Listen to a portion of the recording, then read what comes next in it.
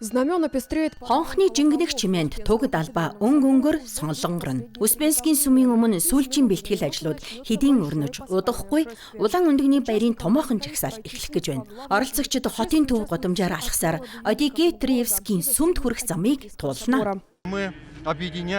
Бид вивийнхээ төлөө эх орныхоо төлөө дэлхийд даяар их тайван байхын төлөө залбирч нэгддэг. Мөн залбирлын ачаар Бурхны ивэлд оршдог улаан удахтын гудамж тал байж ажиллагдан гэгээр тийм ээ. Жагсаалд баг балчраас эхлэн Ахмад наснууд хүртэл оролцсон. Гартаа дүрс, сүмийн туг, далбаа барьсан хүмүүс гэр бүлээрээ хүүхдүүдтэйгээ хамт урд замын ядаргааг үл хайхран алхаж байлаа. Бид чин сэтгэлээсээ сүсгэлдэг хүмүүс учир оролцож байна. Бид Бурханд итгэдэг. Есүс амьдсныг мэддэг учраас тэр. Тиймээс бид бүгдтэй хамт алхаж Есүс амьдсан гэж чангаар тунгалахыг хүсэж байна. Крестный ход Загалмайн жагсаал хэд хэдэн хорооллыг дамнан сунаж, улаан өндөгний баярын магтаалдуу жагсаалын цуваанаас хол цуврайтна. Бүгд эцсийн хүртэл алхахаар зоржээ. Залбирлын хамт алхахад зам илүү хөнгөн санагддаг хэмээн тэд ярьж байна. Над Бурханаас өөр хинч тусалж чадахгүйс олон тохиолдол бий. Тиймээс би эзэн Бурхан гэж хэмбэ. Хэрхэн тусалдаг, хүнд үед хэрхэн авардгийг сайн мэднэ. Брэдэд улаан өндөгний баярын үйл ажиллагаа үргэлжилсээр байна. Харин даваа гарагт баярын ариун гал бүгд найрамдах улсад хүрэлцэн иржээ. Щербаков, новости дня.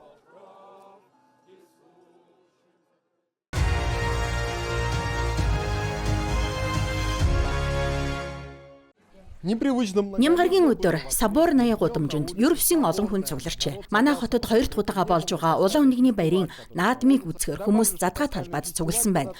Зочдод зориулан зохион байгуулагчид олон төрлийн сонирхолтой үйл ажиллагааг бэлтгэжээ. Манай хүмүүс нэгдэж ойртож байна. Яг одоо маш хэрэгтэй зүйл. Үнэхээр сайхан баяр. Хүүхэд насанд хүрэхчээд Ахмад наснууд бүгд амарч баясаж байсан. Энд тоглоом, үзэсгэлэн яармаг гэд олон зүйл өрнөж байлаа. Харин баг зэрэг ядарсан хүмүүс зориулж үнэгүй явуулын галтойгоо ажиллаж байв. Хүмүүс энэ арга хэмжээг дандаа эргээр үнэлж байна. Юуны өмнө энэ бүхэн загалмайн жагсаалтаа уялдсан маш сайхан хэрэг боллоо. Манай эрхэм хамблам Йосефийн ачаар олон бүтээлч санаа хэрэгжсэн. Жишээлбэл өнөөдөр анх удаа хотын үлээвэр найрал хөгжим Верхнодинскийн сууринтай хамтран тоглож, хамтарсан залбирлын дуу их шиглүүллээ. Энэ нь манай хотод анх удаа болж байгаа бөгөөд үнэхээр гайхалтай. Ер нь энэ баяр маш сайхан болж өнгөрлөө. На самом деле праздник получился очень хороший.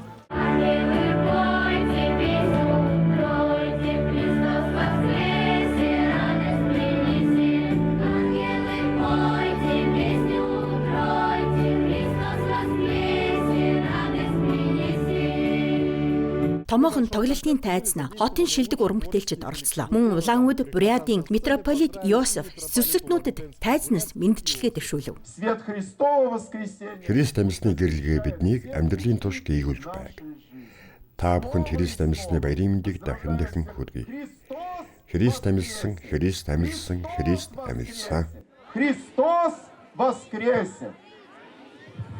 Үүний зэрэгцээ наадмын үеэр төрөл бүрийн мастер классууд зохион байгуулагдлаа. Хүүхдүүд өөрсдөө бэлгийн харьцаг хийж, модон өндөг бодон чимэглэж, эл цагтал наах боломжтой байсан юм. Материал бараг дуусах шахлаа хүмүүс маш их сонирхож байна. Хүүхэд өөрөө сэтгэж бүтээж санаагаа бодтоор хэрэгжүүлэх боломжтой байдаг нь хамгийн сайхан. Нэмж хэлэхэд эл задгаа талбайд нэртэй улаан өндөгний баярын наадмыг Улаан-Уд Бурятийн епарх болон хотын захиргаа хамтран зохион байгуулжээ.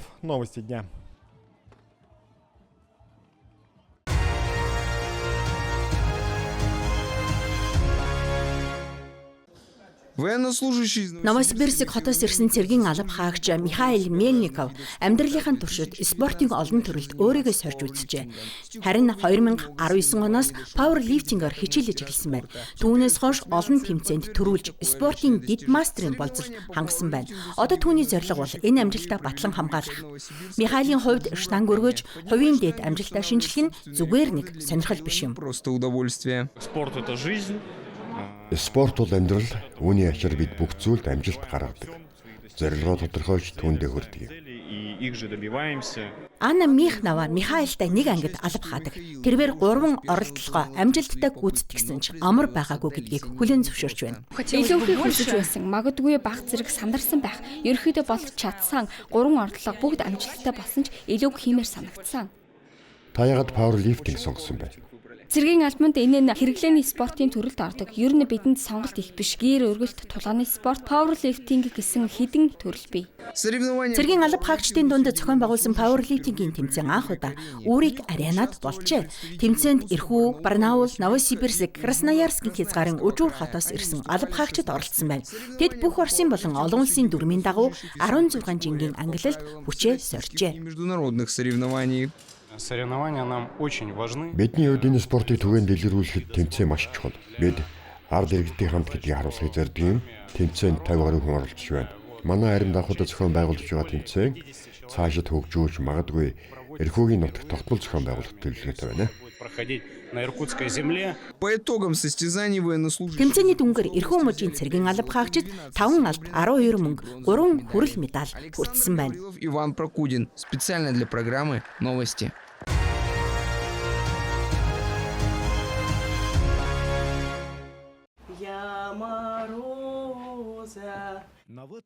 Шинийг санаачлагч залуус дахин нэгд дор цугларлаа. Гэвч энэ удаа өрсөлдөх бус. Өнгөрсөн шинжлэх ухааны тэмцээний үр дүнг эргэн дүгнэж, туршлага солилцсон сэтгэгдлээ хуваалцахаар уулзжээ. 5 өдөр үргэлжилсэн ирээдүй өөд алхам чуулга уулзалтад 1000 орчим хүүхэд оролцсон бөгөөд өөр байгалийн хязгаарын залуу судлаачдаар бахархах амжилт олон байна. Забайкальским ученым есть чем гордиться. 5 первых мест. Манай хүүхдүүдэд 5 тэргүүн байр, 2 дид байр, 2 сургуулийн судлаач тэмдэг, мөн 2 бүтээлээ хэвлүүлэх зөвлөмж хүртсэн. Хаалтын ёслолын үеэр нутгийн маань хүүхдүүд тайсан дээр гарч шилдэг бүтээлүүдийн эзэд боллоо. Диплом, медаль хүртсэн нь үнэхээр бахархалтай байна. Это, конечно же, радует. Для учащегося 7-го Житэ хотын 40-р сургуулийн 7-р ангийн сурагч Симон Кропковын хувьд энэ нь 4 дахь удаагийн чуулга уулзалт байсан юм. Тэрээр Агва дайны баатарлаг гавья мөн өөр байгалийн хөдөлмөрчдийн амжилтыг харуулсан цонхны тухай судалгаагаа танилцууллаа. Симон өөрийнхөө оролцсон төрөлд тэргүүн байр эзэлж хамгийн нэр хүндтэй шагнал болох их шинжлэх ухааны медалийг өртжээ. Энэ бол дээд шагнал. Гэхдээ өөрөөр зогсохгүй өөрийгөө улам хөгжүүлэх ёстой. Судалгааны ажлаа үргэлжлүүлнэ. Одоогоор програмчлалт төвлөрч байна. Ирээдүйд өөр байгалийн хөдөлмөрийн гавьяаг нэгтгэсэн аппликейшн бүтээхээр зорж байна. культура, физика, дизайн. Соёл, физик, дизайн зэрэг олон чиглэлд Читагийн сурагчид идэвхтэй оролцож амжилттай өрсөлдлөө.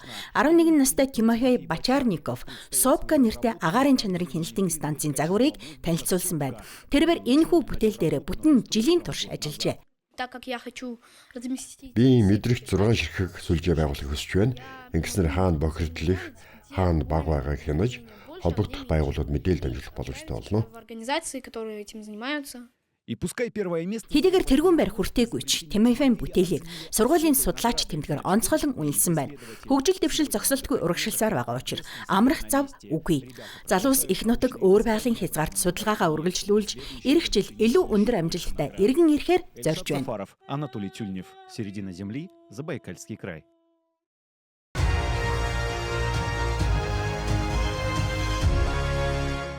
Приморском крае музей Арсеньева. Приморын хязгаарт Арсеньевийн музей Түлэн сэргэн нутаг шуулах төвтэй хамтран хүүхэд насанд хүрэгчдэд зориулсан танин мэдхүүн сургалтыг зохион байгууллаа.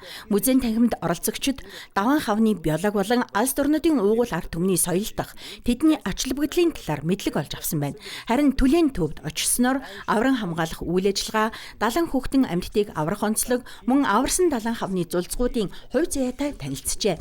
Аяллаа үеэр хавыг аврах бүх үе төв давчрах үеэс эхлээд байгальд нь буцаан тавих хүртэлх үйл явцыг харуулсан баримтат киног үзүүлсэн байна. Мөн оролцогчдод тус амьтантай таарлцсан үед хэрхэн зөв хандах талаар зөвлөмж өгчээ. Манай байгалийн хэлтс бол 11-ээс дээш сургалтаас бүрдсэн томоохон төсөл. Сургалт бүр тодорхой сэдвт зориулагдсан. Жишээлбэл Японы тэнгисийн ургамал, амтны аймгийг танилцуулах Миний тэнгис гэсэн курс бий. Миний улс өөрийн хязгаарын тухай хөтөлбөрт ч байдаг. Шинэ сургалтууд тогтмол нэмэгддэг. Бид хүүхдүүдийг зөвхөн танхимд биш, гадагш гарч ботаникийн цэцэрлэг, океан аромт ч хичээллүүлдэг. Ингэж түүх соёлоор дамжуулан нутгийнх нь байгаль соёлтой танилцуулдаг. Природы и края. То есть миссия у нас такая. Как отмечают специалисты, Мэргэжилтнүүдийн хэлснээр хавны зулцагтай тааралцсан тохиолдолд тэрнийг далаад буцаах, сүү өгөх, хүрэх, илхийг хатуух хоригддаг. Ийм үйлдэл нь амьтанд хор хөнөөл учруулж болцсошгүй. Хамгийн зөв арга бол сэргээн нутагшуулах төвийн мэргэжилтнүүдийг дуудах, эрхийн хүлээх юм. Гэхдээ иргэдээр байгаа хав болгон заавал аврах шаардлагатай гэсэн үг биш. Амьтан гэмтсэн, хэд туранхай, эсвэл удаан хугацаанд хөдөлгөөнгүй хിവэр байх юм бол оролцох нь зөв гэж үздэг. время не меняет положение. Бид 2007 оноос эхлэн аль биесээр ажиллаж байгаа. Ирэх жил 20 жилийн ойтойгоо залгаж байна. Голчлон хавны зулгнуудад яралтай тусамж үзүүлдэг. Манай бүсэд ихэнх тохиолдолд ларга буюу толбод хав таарлддаг. Бид эмчилж тижээн тэнхрүүлээд байгальд нь буцаан тавьдаг. Одоогоор 6 зулцаг байна. Улирал дөнгөж эхэлж байна. Ихэвчлэн ихээсээ эрт салснаас үүдэлтэй тураал, шингэн алдалт, уушигны үрсэлтэй байдаг. Энд далайн хав байн нэртэй энэхүү сургалт нь оршин суугчдын далайн хүүхдэн амьтдыг зөв аврах талаарх мэдлэгийг нэмэгдүүлжээ. Зохион байгуулагчид мэргэжилтнүүд болон иргэдийн хамтын хүчин чармаалтаар далайн хавны тоо толгойг хамгаалж залуу амьтдад учрах эрсдлийг бууруулна гэж найдаж байна.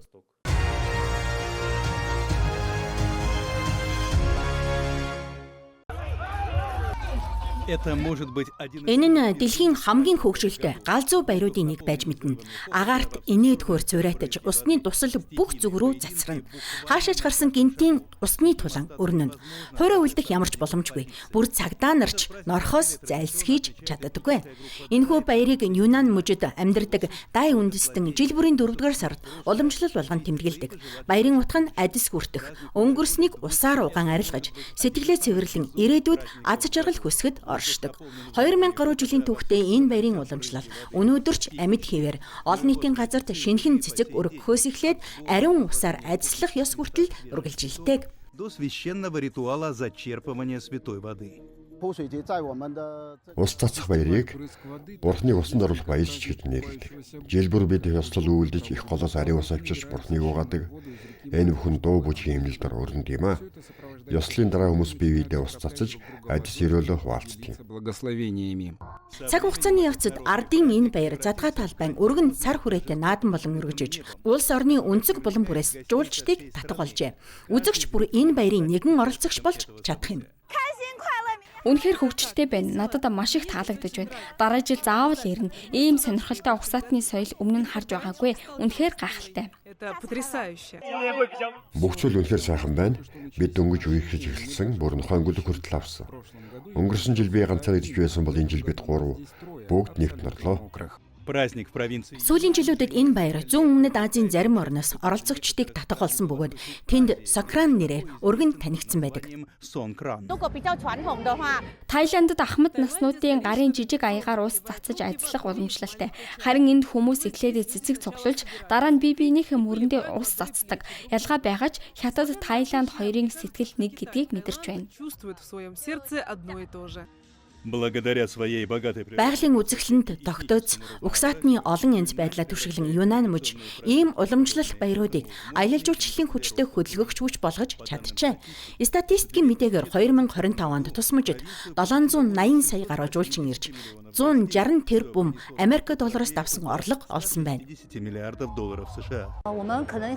Бид ийм баяруудад соёл зугаацныхын илүү өргөн агуулгыг нэгтгэхээр төлөвлөж байна.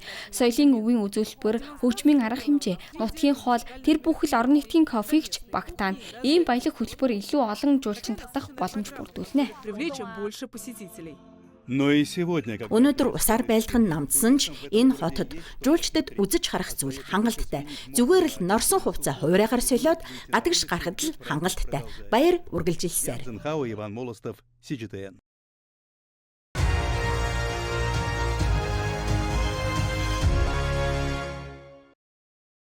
Набережная в районе Ямпу дүүргийн эргийн дагуух бүс 15.5 км урттайгаар үргэлжилдэг. Өнгөрсөн зууны 90-ад оноос хойш олон хуучин үйлдвэрүүд хаагдсан ч зарим нь хадгалан үлдээжээ. Харин 2000-ад оны ихэнх үеэс эхлэн энэ орон зайг амралт чөлөө цагийн зориулалтаар шинжлэн хөгжүүлж эхэлсэн байна. Үүний үр дүнд ажиглалтын тавцсан номын клуб зэрэг олон нийтийн орон зай бий болжээ. и многое другое.